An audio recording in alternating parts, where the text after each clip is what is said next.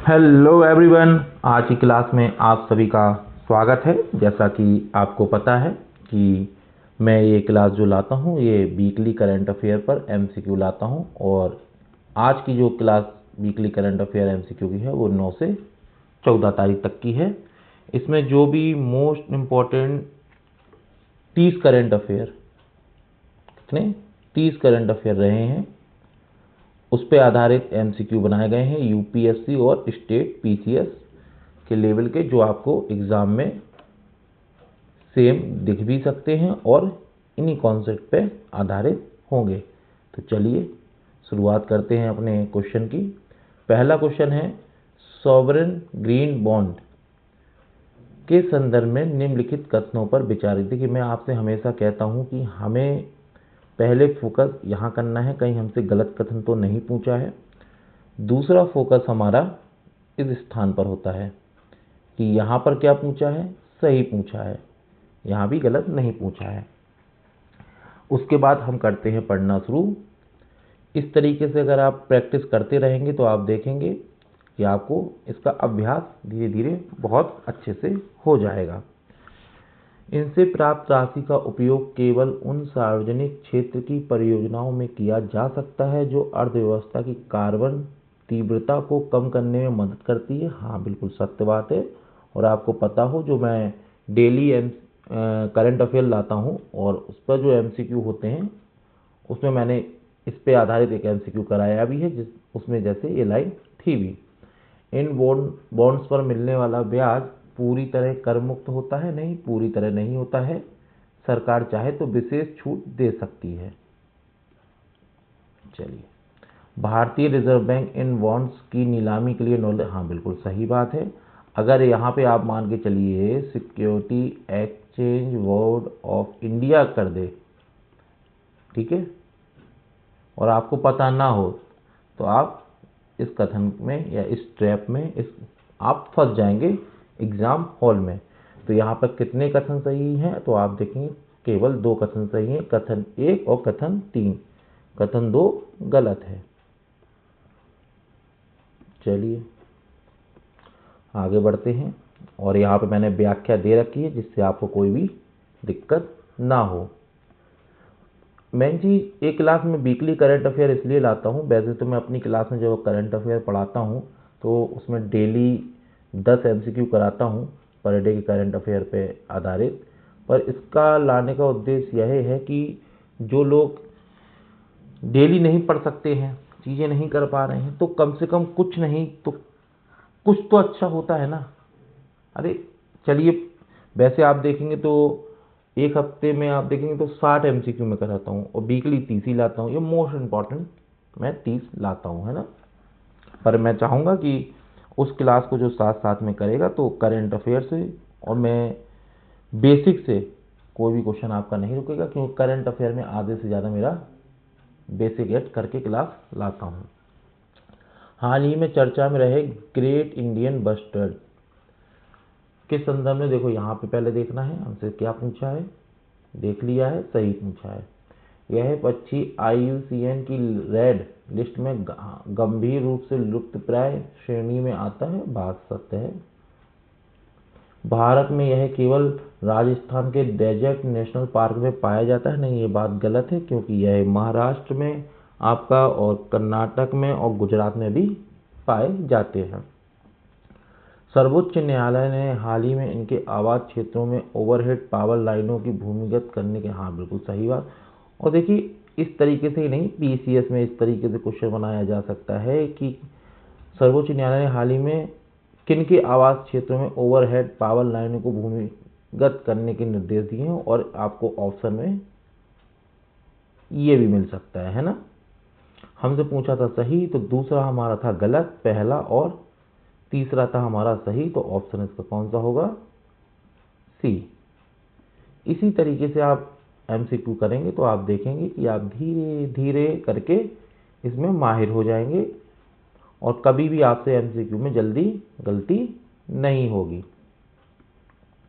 क्योंकि प्रैक्टिस बहुत इंपॉर्टेंट है। देखिए, पढ़ाई तो इंपॉर्टेंट है, आपने जैसे पढ़ा वीकली करंट अफेयर पर, अगर आपने प्रैक्टिस नहीं करते हो ना तो सब कुछ बर्बाद है। और आजकल क्या है, प्रैक्टिस ही नहीं कर रहे हैं लोग।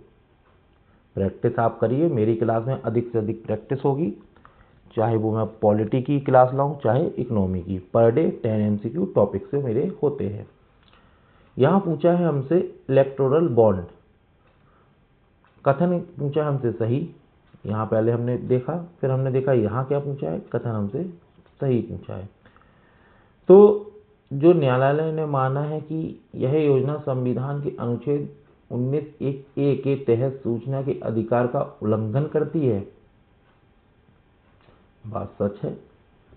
न्यायालय ने राजनीति योगदान, और देखिए मैंने आपको जब मैं MCQ कराता हूँ अपनी डेली MCQ क्लास वो करंट अफेयर में, तो मैंने कहा था इस शब्द को याद रखिए, क्विड प्रो क्यू किस से संबंधित है ना। तो इलेक्टोरल बॉन्ड से UPSC इस पे क्वेश्चन ऐसे पूछ सकता है कि भावना के बीच घनिष्ठ संबंध को स्वीकार किया। हाँ, बात सत्य है, इसका ऑप्शन है सी। देखिए जो भी कहीं भी ट्रैप होता है, मुझे लगता है कि क्वेश्चन दूसरे तरीके से इस शब्द से भी बनाया जा सकता है, तो मैं उसको भी आपको बताने का प्रयास करता हूँ। बस इस क्लास में उन छात्र छात्राओं की आवश्यकता है जो बहुत ही मेहनत और ईमानदारी से पढ़ाई में लगे हुए हैं, जिन्हें आने वाले भविष्य में अधिकारी बनना है। उनके लिए मैं ये मेहनत करता हूँ, वरना आप YouTube पे पूरी क्लास देखते रहिए। इस तरीके से आपको करंट अफेयर्स में MCQ और UPSC PCS स्टैंडर्ड के नहीं लिखने वाले।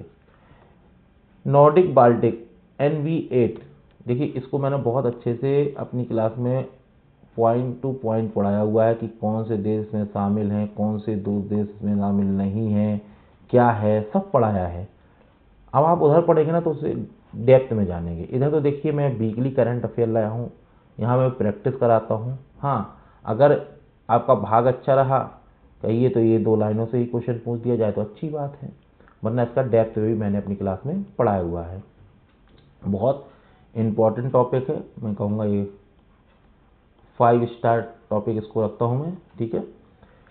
इसमें 5 नॉर्डिक देश और 3 बाल्टिक देश इस्टोनिया, लताविया और लिथुआनिया शामिल हैं। चलिए सही पूछा है ना, हाँ सही पूछा है हमसे, देखना। यह एक औपचारिक अंतर्राष्ट्रीय संगठन है जिसका मुख्यालय और सचिवालय है। नहीं देखिए, ना इसका मुख्यालय है, ना सचिवालय है, ना ही ये औपचारिक है, अनौपचारिक है।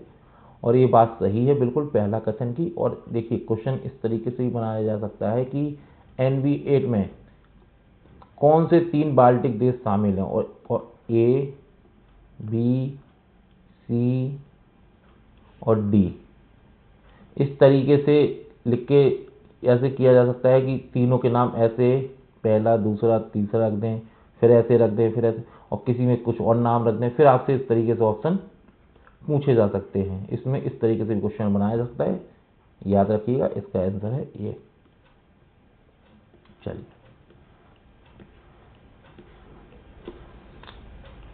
देखिए, ऊपर मैंने कहा था ये 5 स्टार क्वेश्चन है, तो 5th नंबर का क्वेश्चन भी 5 स्टार क्वेश्चन है। चलिए बताइए इनके आंसर हैं क्या। निम्नलिखित युगों में विचार की हालिया, देखिए UPSC बहुत पूछता है ऐसे क्वेश्चन, है ना। राफा क्रॉसिंग, मिस्र और गाजा पट्टी, वल अल मंडेब, लाल सागर और अदन की खाड़ी, ओडेसा बंदरगाह, काला सागर यूक्रेन। बताइए कौन से इसमें सही सुमेलित हैं। इस तरीके से UPSC पूछता है, इसलिए मैंने कहा ये मोस्ट इंपॉर्टेंट क्वेश्चन है, इसको ध्यान रखिएगा। ये तीनों ही सत्य हैं। चलिए क्वेश्चन नंबर 6 आपकी स्क्रीन पर ये रहा। चलिए इसको सॉल्व करिए। सॉल्व करने का तरीका देखिए, मैं आपको बार बार कह रहा हूँ यही होना चाहिए कि पहले हमको यहाँ देखना है कि हमसे पूछा सही तो है ना, कहीं गलत तो नहीं पूछा है, क्योंकि एग्ज़ाम में ज़्यादातर गलतियाँ यहीं से होती हैं। नैनो DAP के संदर्भ में, ठीक है, इसे पारंपरिक DAP की तुलना में कम मात्रा में उपयोग किया जाता है और इसकी प्रभावकारिता अधिक होती है। बात बिल्कुल सत्य है। यह मिट्टी के प्रदूषण को कम करने और पौधों द्वारा पोषक तत्वों के अवशोषण को बढ़ाने में मदद करता है। बात ये भी सत्य है। भारत में इसका उत्पादन केवल निजी क्षेत्र की कंपनियों द्वारा किया जाता है। बताइए बात गलत है। इफको जो है ना, इफको इसका बड़े स्तर पर उत्पादन करती है, तो ये के सरकारी कंपनी है। तो ये बात 3rd नंबर की तो कही है इसने गलत, तो कथन इसका बी सही है। ठीक है, चलिए आपको कितने आसान लग रहा हो ना ये एमसीक्यू करना भी, क्योंकि मैं इस तरीके से पढ़ा रहा हूँ। ये मान के चलिए एग्जाम में आपके इसी तरीके से मैंने, क्योंकि मैं जो एमसीक्यू बना रहा हूँ, आप एक चीज़ का याद रखिएगा, जितने मेरे एमसीक्यू हैं वो PYQ प्रीवियस ईयर क्वेश्चन पर ही आधारित हैं सारे। जब आप इन्हें एमसीक्यू कर रहे होंगे तो आपको एक फील जरूर अंदर से आ रहा होगा। अगर आपने यूपीएससी और पीसीएस का एग्ज़ाम दिया है तो एक फील जरूर आ रहा होगा कि हाँ यार, इसी तरीके से क्वेश्चन पूछे जाते हैं और हम बेसिक में ही चीज़ों को लगे रहते हैं। बेसिक प्लस करंट का लिंक एग्जामिनर पूछते हैं। भारतीय संविधान के अनुच्छेद 142 के तहत सर्वोच्च न्यायालय की शक्तियों पर सही पूछा है। इसको मैं अपनी क्लास में कई बार पढ़ा चुका हूँ। ठीक है, इसका आंसर है बी। इस पर कम से कम 3 से 4 बदल बदल के एमसीक्यू करा चुका हूँ अपनी क्लास में, इसलिए कहता हूँ उन क्लासों को लेना आपके लिए बहुत ही महत्वपूर्ण है। लीजिएगा, जो लोग नहीं ले पाए शुरुआत से स्टार्ट करिएगा, अच्छे से उन क्लासों को लीजिए। टू द पॉइंट उसमें बात होती है करंट पे। एशियाई विकास बैंक कथन क्या पूछा है? सही, गलत नहीं पूछा है। इसकी स्थापना 1966 में होती। कभी कभी इस तरीके से यूपीएससी और स्टेट पीसीएस लिख देते हैं आपके फैक्चुअल इन्फॉर्मेशन को चेक करने के लिए। मनीला फिलीपींस, हाँ बिल्कुल बात सत्य है। जापान और संयुक्त राज्य अमेरिका, इसके देखिए ये लाइन मैंने अपने जब एमसीक्यू कराया था एशियाई डेवलपमेंट बैंक पे, तो मैंने आपको उधर भी ये लाइन लिख के दी थी। भारत इस बैंक का संस्थापक सदस्य नहीं है, ये बात है गलत है। तो 1 और 2 सही है। चलिए, बाकी आपके पास व्याख्या है, आराम से आप व्याख्या को पढ़िए, है ना। और इस तरीके से आप वीकली, जैसे आप लोग ऑफ रखते होंगे ना पढ़ाई के, चलो आज संडे को पढ़ाई नहीं करना है, तो मैं कहता हूँ आप संडे को पढ़ाई नहीं करना है, पर आप 30-35 मिनट निकाल के इस क्लास को जरूर करिए और पीडीएफ टेलीग्राम ग्रुप पर डाल दी जाएगी, उसका एक बार रिवीजन कर लीजिए, है ना। कार्बन बॉर्डर एडजस्टमेंट मैकेनिज्म कई बार अपनी करंट अफेयर की क्लास में मैंने पढ़ाया है, इस पर कई एमसीक्यू भी कराए हैं। चलिए बताइए इसका आंसर। यह यूरोपीय संघ की एक पहल है जो आयातित वस्तुओं पर कार्बन कर लगाने का प्रस्ताव करता है। हाँ बात सही है। इस फैक्ट को बहुत याद रखना, संयुक्त राष्ट्र कर सकता है ना, इसको याद रखिएगा। इसका उद्देश्य यूरोपीय उद्योग को उन देशों से प्रतिस्पर्धा से बचाना है जहां पर्यावरण मानक ढीले हैं। बिल्कुल बात ये भी सत्य है, तो इसका आंसर है सी, हमसे पूछा था, सही। ठीक है, चलिए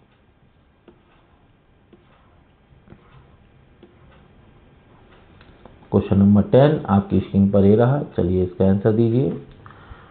ब्लू इकोनॉमी 2.0 का देखिए क्या पूछा है, द्वितीयक नहीं पूछा है, प्राथमिक पूछा है। तो प्राथमिक उद्देश्य क्या है? इसी तरीके से यूपीएससी और स्टेट पीसीएस आपको ट्रैप में फंसाते हैं। यहाँ द्वितीय भी पूछा जा सकता है, प्राथमिक भी। तो यहाँ हमसे पूछा है प्राथमिक, तो इसका आंसर है बी।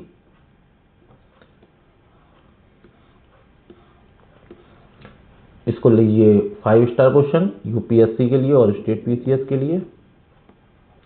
आप जाइए PYQ देखिएगा। कोई भी ऐसी संस्था जो है करंट अफेयर में ज़्यादा लंबे समय तो उससे पूछ लेता है क्वेश्चन।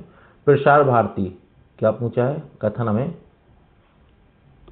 सही बता रहे हैं, गलत हमसे नहीं पूछा। यह भारत का लोक सेवा प्रसारक है, जिसे प्रसार भारती अधिनियम 1990 के तहत स्थापित किया गया था। इसकी देखरेख सूचना और प्रसारण मंत्रालय द्वारा सीधे की जाती है और एक स्वायत्त निकाय नहीं है। देखो पहला तो है आपका सही और दूसरा आपका है गलत, क्योंकि यह एक स्वायत्त निकाय है और किसी मंत्रालय के अंडर में। देखो यहाँ इसलिए मैं आपको बोल रहा हूँ ना 5 स्टार, क्योंकि आपको देख के लगेगा नहीं यार काम तो करते ही होगा ना। और इसका आंसर हमारा क्या हो जाएगा? हमसे सही पूछा था तो चलिए देख लीजिएगा कथन 2 क्यों गलत है, उसमें मैंने बता भी दिया है। स्मार्ट कार्यक्रम हाल ही में समाचार था किससे संबंधित है? स्टेट पीसीएस और आपका यूपीएससी में इस तरीके के क्वेश्चन पूछे जाते हैं। तो ये आयुर्वेद में शिक्षण और अनुसंधान को बढ़ावा देना। 13 नंबर क्वेश्चन, इसको मैंने अपने क्लास में पढ़ाया है कई बार इस पे एमसीक्यू भी कराए हैं। बहुत इंपॉर्टेंट क्वेश्चन है ये भी। बताइए, कुडनकुलम परमाणु ऊर्जा संयंत्र के निम्नलिखित कथनों पर विचार करिए। कथन सही पूछे हमसे। यह भारत का सबसे बड़ा परमाणु ऊर्जा केंद्र है, बात सही है। और कहाँ स्थित है आपको ये भी पता होना चाहिए, तमिलनाडु में। ठीक है। इसका निर्माण रूस के तकनीकी सहयोग से किया जा रहा है, ये भी बात सही है। यह पूरी तरह से स्वदेशी तकनीक पर नहीं, पूरी तरह नहीं है। जब दूसरी लाइन देखो, या तो आपको इसमें कंफ्यूजन होगा या थर्ड लाइन में कंफ्यूजन होगा। तो थर्ड लाइन गलत है, दूसरी सही है। कथन से मुझे सही, तो बी ऑप्शन इसका सही है। क्यों है गलत तीसरा, ये आपके नीचे लिख रखा है। क्वेश्चन नंबर 14 आपकी स्क्रीन पर, अमृत भारत स्टेशन योजना के बारे में कौन सा कथन सत्य है? बताइए कौन सा कथन सत्य है इसमें। कई बार आपने अमृत भारत योजना, स्टेशन योजना पढ़ी होगी।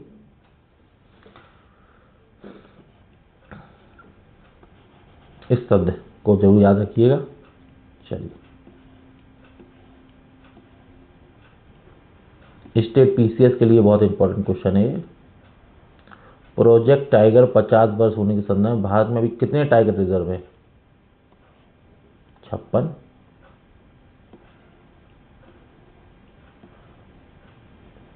चलिए,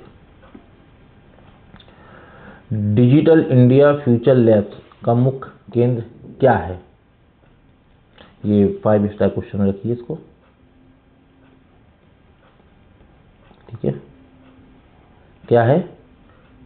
अगली पीढ़ी के इलेक्ट्रॉनिक सिस्टम डिजाइन और विनिर्माण को बढ़ावा देना, इसलिए 5 स्टार बोला है। यूपीएससी और स्टेट पीसीएस के इस प्रकार के क्वेश्चन बहुत ही महत्वपूर्ण होते हैं।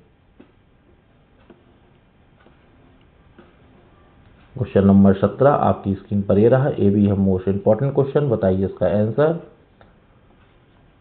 कौन सा बना है? तो वो है माल्टा, मैंने पढ़ाया भी है। चलिए, ये यूपीएससी एक बार पूछ भी चुका है, पर इसको मैं नए तरीके से बनाया हूं, क्योंकि यूपीएससी कभी कभी आप देखेंगे क्वेश्चन को फिर से रिपीट करता है, पर नए तरीके से। ओपन मार्केट सेल स्कीम, बताइए सही पूछा है हमसे। इसका आंसर, इसे भारतीय खाद्य निगम द्वारा क्रियान्वित किया जाता है। हाँ, देखिए यहाँ पे आपको बदल सकता है वो। इसका उद्देश्य खुले बाजार में खाद्यान्न की आपूर्ति को बढ़ा कीमतों को नियंत्रित करना है। हाँ भाई, ये बात सही है। राज्य सरकारें बिना किसी सीमा के इस योजना के तहत अनाज खरीद सकती है? नहीं, सीमा है, लगाती है। तो ये है बिल्कुल सत्य। क्यों है तीसरा गलत, ये लीजिए आपके सामने लिखा हुआ है, पढ़िएगा। 19 नंबर क्वेश्चन, बताइए इसका आंसर। यह है साइंस एंड टेक्नोलॉजी, बहुत इंपॉर्टेंट क्वेश्चन, फिजिक्स का है। सरफेस टेंशन, ये द हिंदू में कई बार रहा है, सरफेस टेंशन शब्द है ना, इसलिए मैंने इस पे एमसीक्यू बनाया है। इस हफ्ते रहा है, साबुन के घोल से बुलबुले का बनना पृष्ठीय तनाव कारण होता है, बात सही है। गर्म सूप ठंडे सूप की तुलना में अधिक स्वादिष्ट लगता है, क्योंकि गर्म सूप का पृष्ठीय तनाव कम होता है, ये भी बात सही है। इसका ऑप्शन बताइए, क्या सही कर दूं फिर। और ये देखिए, ये मैंने अपनी क्लास में नहीं पढ़ाया। देखिए क्या होता है एक्चुअल में, जो छोटे छोटे शब्द होते हैं, हमको ऐसा लगता है कि इनको हमें कवर कर लेंगे हम वीकली करंट अफेयर में, तो वो मैं वीकली करंट अफेयर में लाता हूँ, है ना, इंपॉर्टेंट है। वहाँ पर मैं उन महत्वपूर्ण खबरों को लाता हूँ जिनको थोड़ा सा डेप्थ में समझाना है, चीज़ें करना है। कुछ होती हैं ऐसी खबरें जिन्हें लगता है कि समझाना चाहिए, क्योंकि अगर ये आ गया तो हमारे छात्र छात्राओं से कोई भी क्वेश्चन रह ना जाए। सॉरी, आपको आंसर दिख गया। चलिए, क्वेश्चन नंबर 20 आपकी स्क्रीन पर रहा। इनसैट उपग्रह, इसका भी प्राथमिक बताना है आपको, उद्देश्य क्या है। मौसम संबंधी अवलोकन और आपदा चेतावनी। चलिए 21 नंबर क्वेश्चन आपकी स्क्रीन पर रहा, इसका आंसर बताइए। प्रधानमंत्री मत्स्य संपदा योजना, ये बहुत ही, मैं कहूँगा 5 स्टार रखिए इसको, और इसके विषय में और पॉइंट पढ़ सकें तो जरूर पढ़िएगा। बाकी तो मेरी क्लास में आएगी तो मैं आपको उसमें पढ़ाऊंगा ही डेप्थ में। इसका उद्देश्य 2024-25 तक मछली उत्पादन को, बिल्कुल बात सत्य है। यह योजना केवल अंतर्देशीय मत्स्य पालन पर केंद्रित है? नहीं, अंतर्देशीय नहीं, समुद्र तक, अंतर्देशीय का मतलब होता है अपने देश के अंदर ही जो तालाब हैं या नदियां, उन्हीं तक नहीं, समुद्र तक भी है। तो पहला सही है, दूसरा गलत है। क्यों? इसका आंसर आपकी स्क्रीन पर ये रहा। चलिए क्वेश्चन नंबर 22 आपकी स्क्रीन पर ये रहा, इसका आंसर है अल नीनो। कई बार पढ़ा होगा, प्रभाव को दर्शाता है। बताइए इसका आंसर। इसमें मैं बता रहा हूँ 99% बच्चे ना कई बार पढ़ोगे तब भी गलत कर रहे होंगे, इसको गारंटी है, क्योंकि क्वेश्चन पूछने का तरीका दूसरा है ना, यही तो करते हैं। मध्य प्रशांत महासागर के सतह से जल को गर्म होना, आप लोगों ने ज्यादातर ने ये सोच लिया होगा, है ना। चलिए ये बहुत इंपॉर्टेंट करंट अफेयर है। देखो जैसे वो सरफेस आया था ना, सरफेस टेंशन, उसी तरीके से ये पेरिस क्लब, इसी तरीके से ये भी बहुत शब्दों मतलब समाचारों में रहा है। बताइए यह मुख्य रूप से पश्चिमी लेनदार देशों का समूह है। बात तो सही कह रहा है। इसका उद्देश्य उन देशों को ऋण राहत प्रदान करना जो अपने ऋण का भुगतान करने में असमर्थ हैं। यह बात भी क्या है, सही है। भारत इस क्लब का एक स्थायी सदस्य है? नो।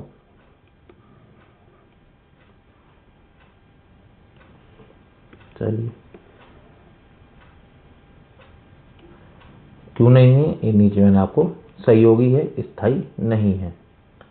ये करंट अफेयर, ये बहुत इंपॉर्टेंट। देखिए इस तरीके से ही आप देखेंगे एग्जाम हॉल में, जैसे पेरिस क्लब है या सरफेस टेंशन है या ग्रुप ऑफ फ्रेंड्स है, इस तरीके के जो शब्द होते हैं ना समाचारों में, बहुत पत्रों में बहुत लंबे समय से चल रहे हैं।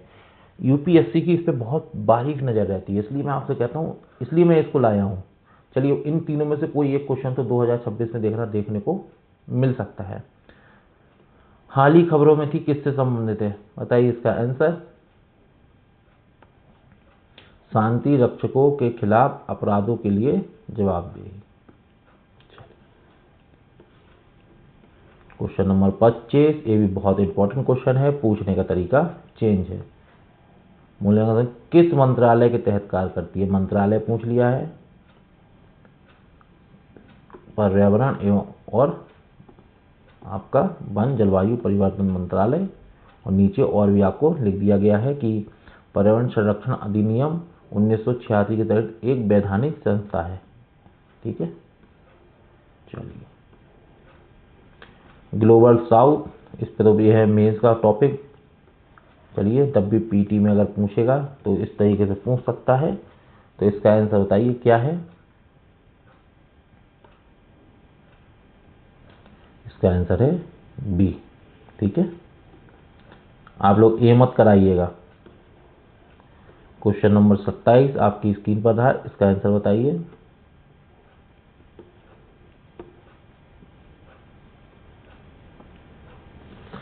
राष्ट्रीय हरित अधिकरण के संदर्भ में निम्नलिखित कथनों पर, एनजीटी के विषय में आपने कई बार पढ़ा होगा, और जो बहुत अच्छे से पढ़ाई कर रहे हैं वो यहाँ पे समझ गए होंगे। 2010 है, 1908 नहीं है, और एक को काटते ही हमारे पास आंसर है।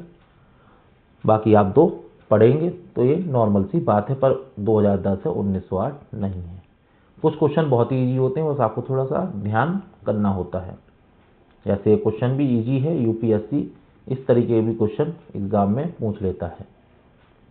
हमेशा ये नहीं है कि कठिन क्वेश्चन बनाएगा यूपीएससी, रखता है वो 20 से 30 क्वेश्चन, उसे पता है नॉर्मल लोग हैं अगर आराम से दिमाग लगाएंगे तो पेपर निकाल ले जाएंगे। बताइए ये बहुत महत्वपूर्ण क्वेश्चन, तरल नैनो यूरिया, यह पारंपरिक दानेदार यूरिया की आवश्यकता को 50% तक कम कर सकता है। बात सही है। यह फसल की पैदावार बढ़ाने और मिट्टी की गुणवत्ता बनाए रखने में मदद करता है, ये भी बात सही है। इससे केवल देखो केवल आया ना सब कि वहाँ देखो हमेशा केवल गलत नहीं होता, ये बात सत्य है। इसलिए मैंने कहा बहुत इंपॉर्टेंट, इस तरीके से बना देगा ना तो आधे लोग इसको गलत मान बैठेंगे, दो दो लगाएंगे, बस वही ट्रैप में आप फंस गए यूपीएससी के। ये लीजिए आंसर। आज का आखिरी क्वेश्चन, बताइए इसका आंसर। युवा 2.0 योजना का मुख्य उद्देश्य क्या है? युवा लेखकों को प्रशिक्षित करना और भारतीय लेखन को विश्व स्तर पर बढ़ाना। ये है 5 स्टार, क्योंकि युवा युवा पूछ देगा, कंफ्यूज सब एक से लग रहे हैं ना आपको। अगर नहीं पढ़ा होगा सटीक तरीके से तो आपसे हो जाएगी गलती। तो आप लोग अपना फीडबैक जरूर दीजिएगा, है ना, कमेंट बॉक्स में कि आज की क्लास आपको कैसी लगी। और मैं अभी अपने चैनल पर 3 क्लासेस चला रहा हूँ प्रेजेंट टाइम में। एक तो डेली करंट अफेयर, जिसमें करंट अफेयर के टॉपिक होते हैं subject wise, polity, economy, environment, geography, इस तरीके से हिस्ट्री, एक एक टॉपिक स्कीम से और आपका रिपोर्ट से। फिर उसके बाद उन्हीं पे आधारित 10 MCQ होते हैं यूपीएससी और पीसीएस लेवल के, जिस तरीके से वो वहाँ से टॉपिक से पूछ सकते हैं, वहाँ आपकी प्रैक्टिस भी हो जाती है। साथ ही साथ दूसरी क्लास मेरी चल रही है 2000 MCQ सीरीज, जो प्री 24 मई को जो है उसके लिए टारगेट है। उसमें 2000 टॉपिक करंट अफेयर के हैं। अगर आपने उनको कर लिया तो आप आराम से 75 क्वेश्चन आपको आ रहे हों, जिसमें से आप 50 कर बिल्कुल सही कर ले जाएंगे। बस आपको सी सेट पे फोकस करना होगा। और तीसरी मैं क्लास चला रहा हूँ आपका वीकली करंट अफेयर। तो अगर जो तीनों को मिक्स पड़ेगा ना तो आप देखेंगे करंट अफेयर कहीं नहीं जाने वाला आपका, किसी भी एग्जाम में बैठ जाइए आप, कि सब कहीं ना कहीं कोई चीज़ रह जाती तो इधर कवर कर देता हूँ मैं, है ना। तो चलिए इस क्लास को अधिक से अधिक शेयर करिएगा, अधिक से अधिक लोगों को इस क्लास से जोड़िए, है ना, क्योंकि ज़्यादा से ज़्यादा लोग होंगे तो मैं बहुत जल्दी पॉलिटी इकोनॉमी की क्लास भी बहुत अच्छे से लाऊंगा। शॉर्ट नोट्स होंगे एनसीईआरटी प्लस स्टैंडर्ड बुक से, 60 पेज में आपकी पॉलिटी और 60 पेज में ही आपकी इकोनॉमी फुल कवर करा दूंगा, प्री प्लस मेंस। और उसमें क्वेश्चन भी रहेंगे मेंस के भी और प्री के भी। चलिए धन्यवाद।